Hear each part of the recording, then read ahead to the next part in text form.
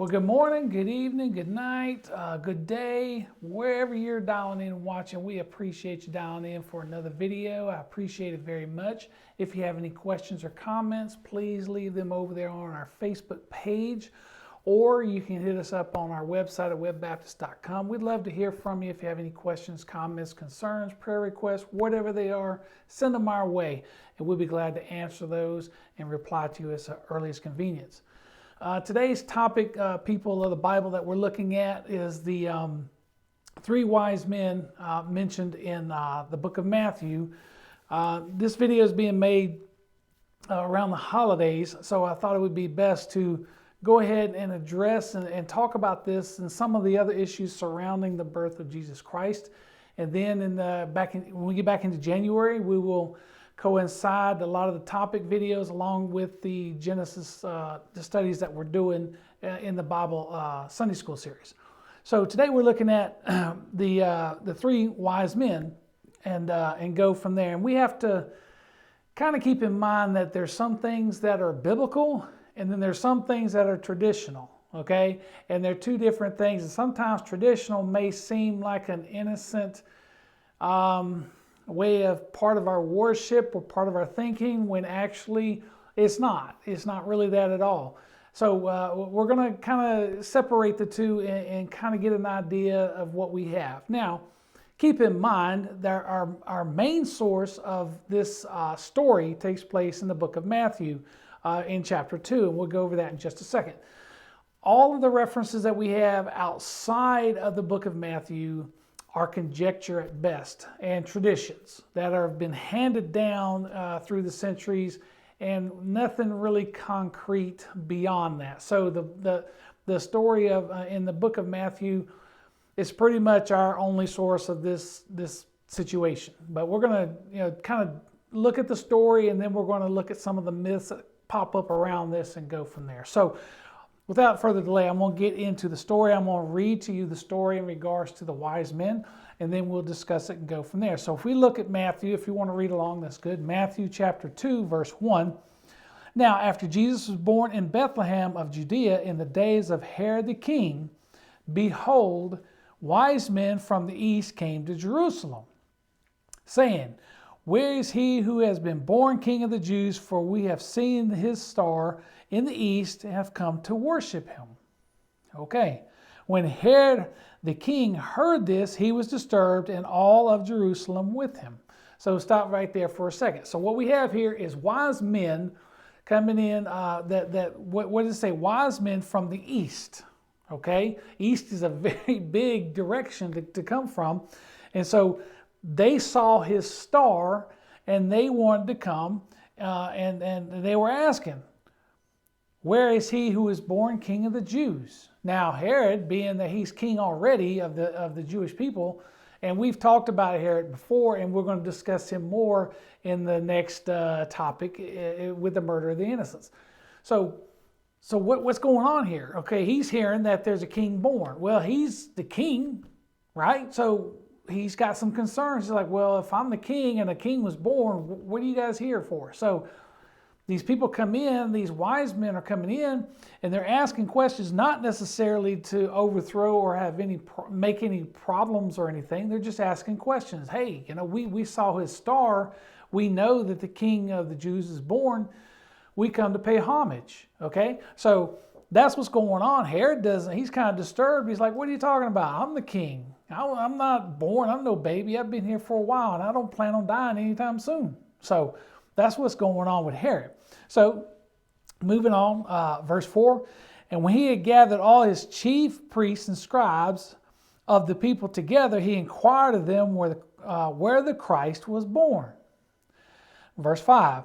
They said to him, In Bethlehem of Judea, for thus it is written by the prophet. But you, Bethlehem, in the land of Judah, then are not the least among the rulers of Judah. For out of you shall come a ruler, and he will shepherd my people Israel. So that's Micah talking, okay? So that's what's going on there. So Micah 5:2 is where they're saying, hey, there's somebody in our past who mentioned this, and this is what we have reference to, what's going on. So they have some credibility to what the wise men were saying, in regards to the birth of the King of the Jews. So not only are they coming, they see the star, but now Herod's own chief priests and scribes say, well, there is a prophet who did mention something about this. So now Herod, on the other hand, so we move on to verse 7.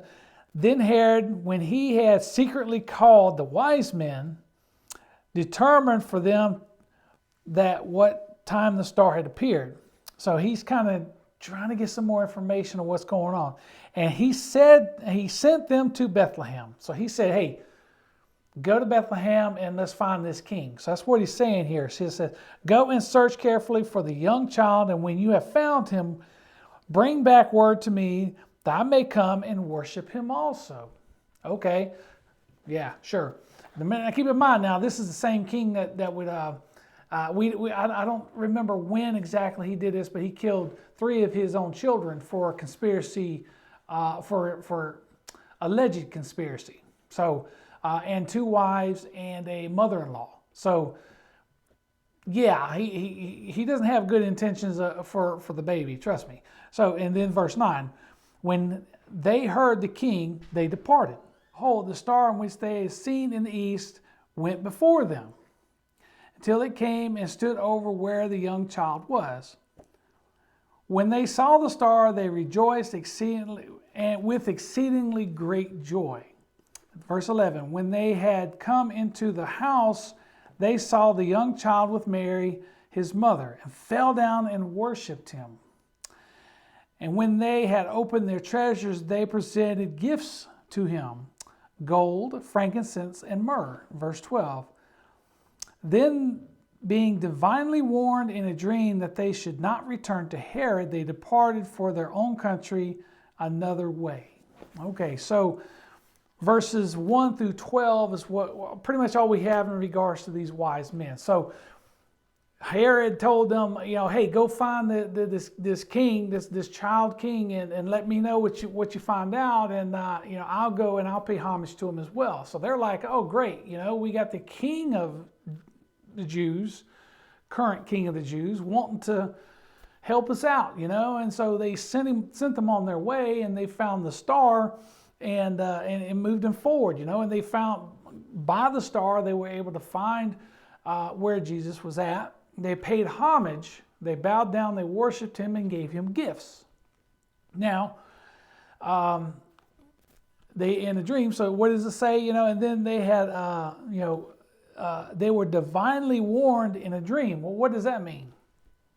God probably sent an angel, or God told them, you need to get out of town and you need to leave another route. Leave somewhere that you're not seen and get out of here, because chances are your lives are going to be in danger. So they were divinely warned to leave and skip town. So, and that's exactly what happened here. So when we look at this situation and we read about it, it's kind of obvious what's going on here.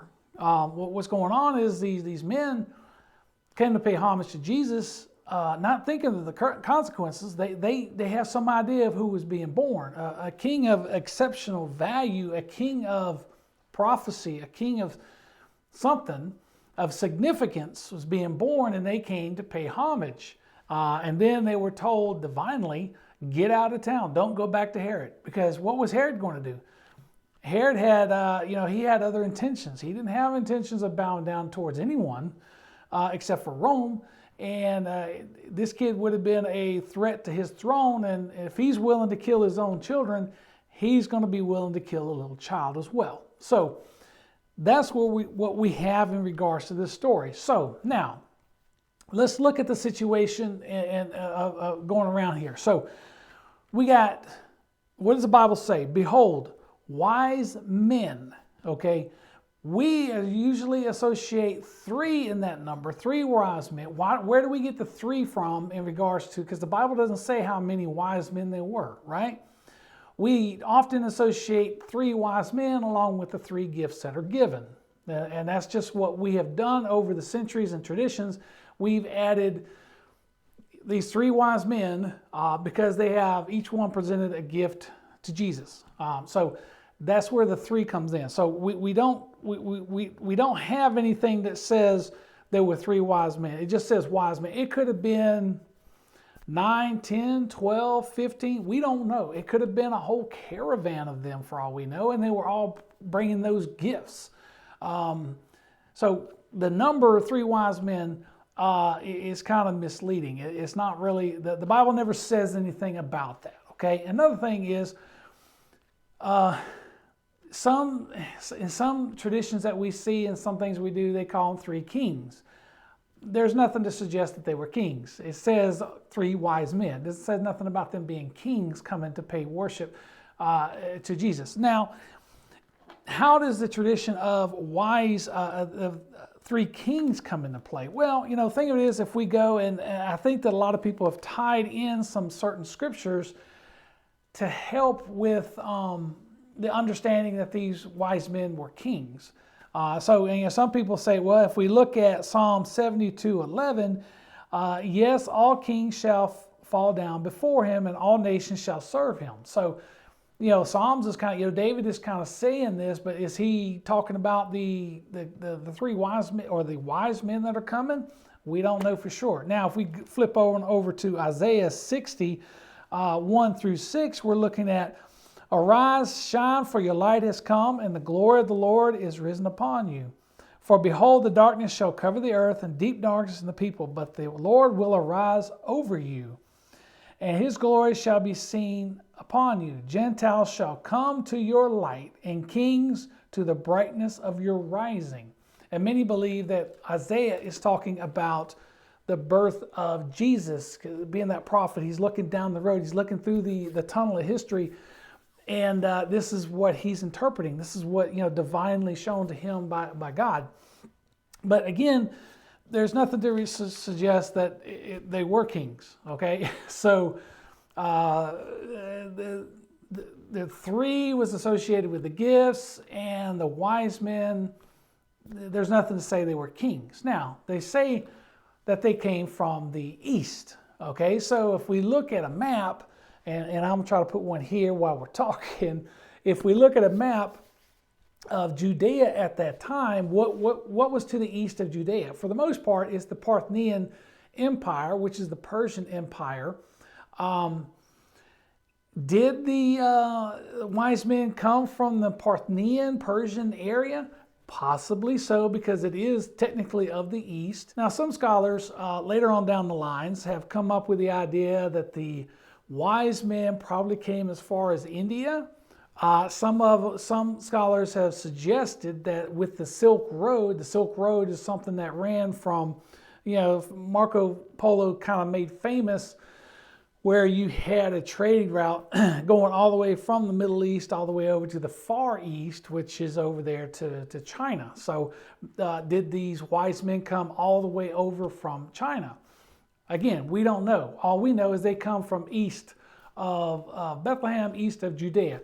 They could have come 20 miles down the road, or they could have come 200 miles. We just don't know where they came from. So that's my interpretation. Now, if a lot of people want to link them to the Persian and the wise men to the Persians, okay, you could do that if you want.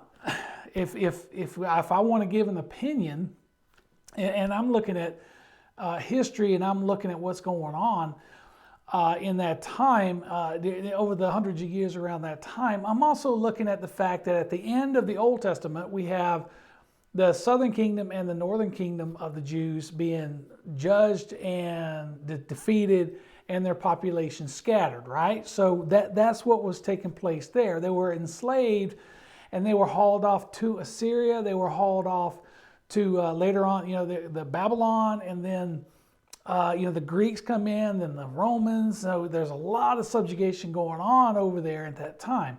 Well, the Greeks let the Jews go back home, okay? So because they were living in that area at that time, which would be the Babylonian, the Persian areas and stuff like that, where they settled down. Remember, God told them through Jeremiah, settle down. You're going to be here a while. Don't just pitch your tents. Make yourself, be successful, have children, and get married. Remember? So that's in Jeremiah. Okay? So now, if we look at that, there's chances are the wise men could have been Jews themselves. As far as, in my opinion, that is a strong possibility. They probably knew something of their history, something of their religion, even though they probably adopted a lot of the Persian beliefs and practices, and which is just common at that time. The Bible, for the most part, is written for people who are a remnant of God's people. That doesn't mean all of God's people went back to the Promised Land.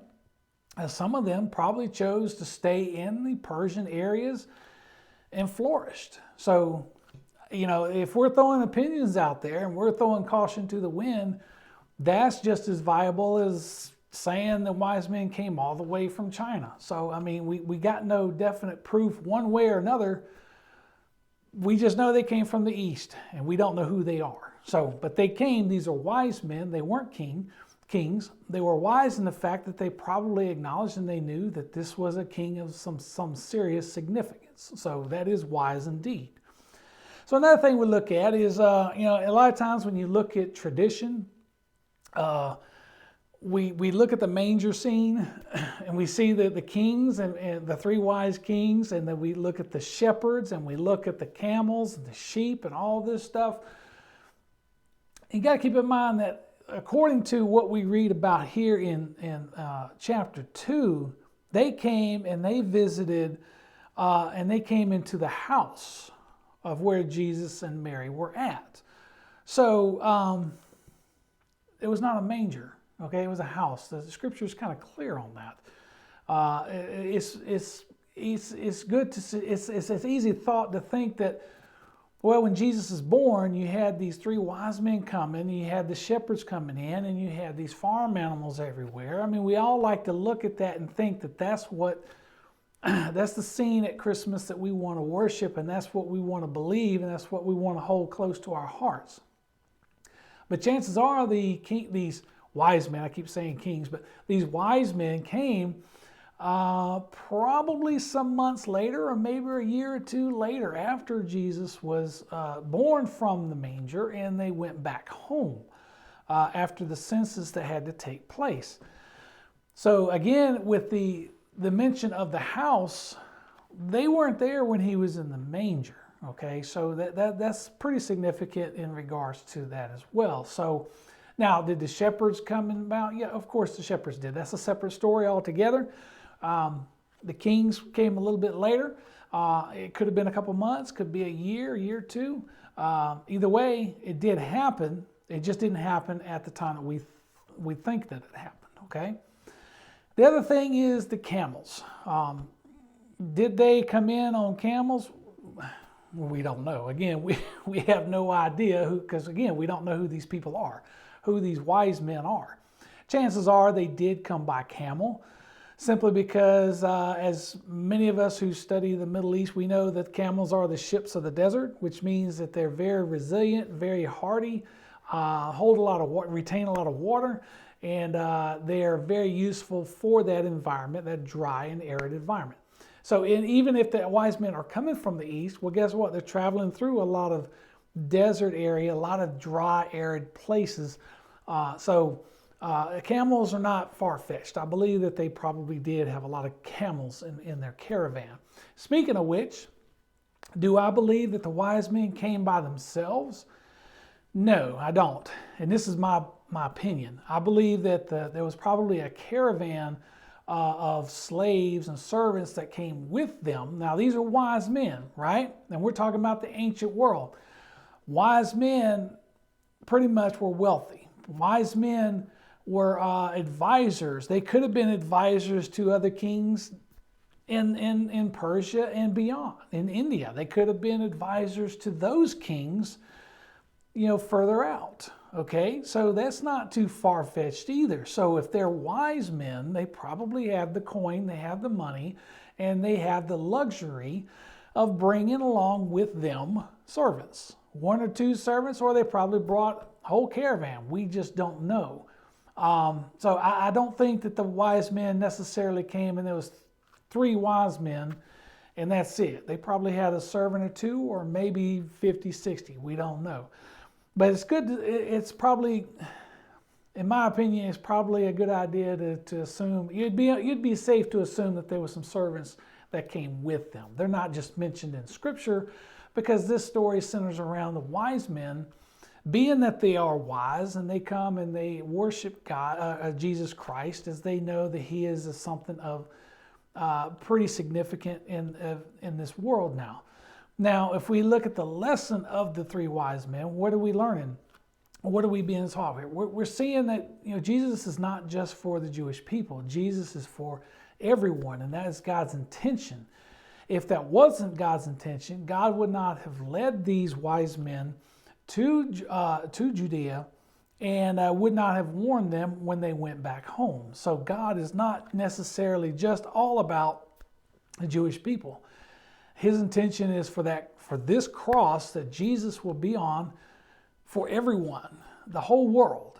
And God transcends our boundaries sometimes. When we think, oh, He's just going to work with us Christians, well, He also works with nations. He also works with politicians. He works with world leaders. God is involved in everything beyond anything that we can understand. And we can't forget that, okay? We just can't. So looking at the wise men, we kind of see that there's, this story that develops and the traditions that come after. Now, in some cases, I think in the Western Christian church and traditions, maybe Catholics, they kind of make them into saints, and they have names, which are Melchior. I'm looking at my tablet, by the way. Melchior, Casper, or Gasper. Now, Melchior was supposedly the king of Persia. Casper or Gasper is the king of India. And Balthazar is going to be king of Arabia. And sometimes it's said that he's the king of Ethiopia. So, again, I think that comes more from tradition than anything else. That's just something that people said, well, this is what happened and I believe it. Well, what does the Bible say? That's what you got to come back to. So we can pass on traditions like we always do, but are they right? There's nothing to say that these three wise men were kings. The Bible doesn't say that they were kings. Were they kings? That is very possible. You can argue in that case, like I did with the Scriptures. Someone can argue that they're not. So we just don't know. We just know they're very wise, and rightly so. Now, we look at the gifts. So what was the significance of those gifts? Well, some of those are kind of odd. Gold I kind of understand because he's a king, okay? So he's being a king, he's worth his weight in gold, so to speak. So we look at the three gifts, so they have spiritual meaning. Gold is a symbol of kingship on earth. I mean, you just look at the ancient world, gold is the standard of things that were built in honor of reverence, of a king, so to speak. Or just look back on the Jewish people. They made a golden calf at the foot of the mountain when Moses was up there trying to get their laws squared away. So gold is very significant in regards to its value and what it represents in regards to kingships and that kind of stuff. So now we look at frankincense. It's a symbol of deity as well. It's a symbol of royalty. It's the fragrance and that kind of stuff. It was pretty much set aside for altar worship and incense and that kind of stuff. And then we look at myrrh. Myrrh's kind of odd. It's kind of an embalming oil. Oils were used at the time when bodies had to be put in tombs so that they would not, when they rotted, they would not smell and stink up the place. So you're looking at myrrh is pretty much a symbol of death, symbol of, what are you trying to say? So they probably brought these along thinking of the majesty of this future king, rightly so, but at the same time, they brought gifts that would kind of foresee Jesus' death and burial and eventual resurrection. So when we look at these gifts, they may look kind of odd, but they have some significance in regards to the story and the prophecy of the Messiah, which was Jesus Christ. Now, as far as we know, they may have been part Jewish or no Jewish at all. We just know that they were not part of Judea. They were outside of the census that was going on at this time. So that just kind of confirms to me that Christ is for the nations. Christ is for you and me as well as the Jewish people. Christ is for everyone. And that's the beauty of this story. We can pay homage just like these wise men. We can be wise men and women when we pay homage and we bow down to Jesus every day of our lives. Okay, we don't have to do it just one day a year. We can do it every day. We get up, we pray, we humbly thank God for the cross. We humbly fall on our knees before Christ because we can't do this without Him. We can't be saved. We cannot save ourselves. We need Christ in our lives. And that's the lesson of the wise men. You and I are wise men and women when we do these things as well. We pay homage to Christ, to God, by doing these things on a daily basis. Okay? Thank you for dialing in for the video. We appreciate it. If you have any questions or comments, please hit us up over on the Facebook page if you have any questions, or just hit us up on our website at webbaptist.com. We'd love to hear from you.